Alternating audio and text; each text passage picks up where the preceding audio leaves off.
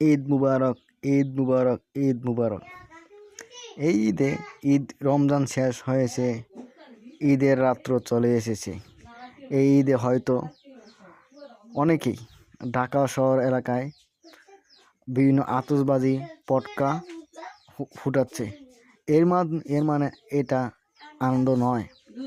এর মাধ্যমে আপনি যে ক্ষতি করেছেন তা ঈদ স্বাভাবিকভাবে ঈদের যে তাৎপর্য তাকে ক্ষতিগ্রস্ত করছে।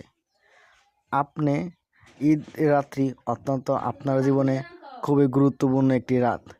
এই রাতে আপনার পুরস্কার পাওয়ার রাত। আপনি ভাবছেন এটাই আপনার ঈদ, অথচ আপনি কখনো রমজান পালন করেন নাই। আপনি রোজার সময় ঘরে দরজা লাগিয়ে খেতে বসেছেন। দুপুরবেলায় যখন আপনার পাশের লোকটি রোজা রেখেছে আপনি তখন পেট ভরে খানা খেয়েছেন, অথচ এটা আপনার কথা ছিল না। একজন প্রকৃত মুসলমান এটা কখনো কাম্য হতে পারে না।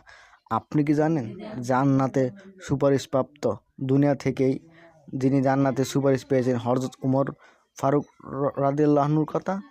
তিনি ঈদের দিন সকালে মসজিদে বসে কাঁদছিলেন, কারণ তিনি ভেবেছেন রোজা রেখেছি, আমি তারাবি পড়েছি, কিন্তু আমার সে রোজা কবুল হয়েছে কিনা।